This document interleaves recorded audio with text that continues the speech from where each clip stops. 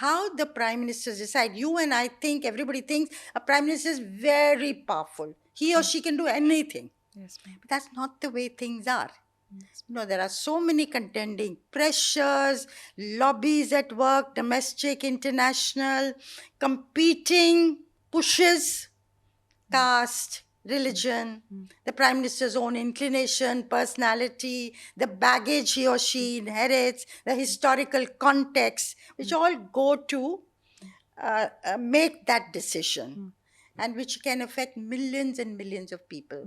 And the reason why I started the book with The Lonely Top is because their decision affects generations. And that must be a very awesome thought to be with. So, whichever of the prime ministers I interviewed, I asked them this question.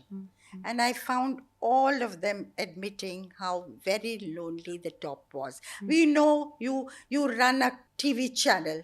You know at the head of it what it entails. Yes, So the CEO of a company, the buck stops there. The head of a government, the buck stops there.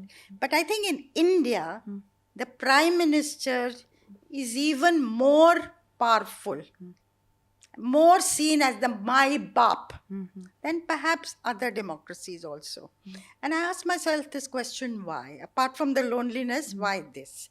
Loneliness, of course, VP Singh said it was very lonely in a very personal sort of way because you couldn't go and visit your family, you couldn't go and play golf if you wanted, you couldn't go and visit friends because it was so demanding. So also Gujarat, so also Chandrasekhar was seen as a dhakar prime minister who you thought didn't need people. He was surrounded by courtiers all the time, but he admitted. And of course, Atal Bihari Vajpayee, he said, the higher you get, the lonelier it becomes. And he said, I sometimes used to think, have I come into the wrong profession? Should I have remained a poet? But the two people, I would say three people, who put their loneliness to good political use was Nehru, Indira Gandhi, and Narendra Modi. Nehru, because when he was in jail and long years, he wrote books.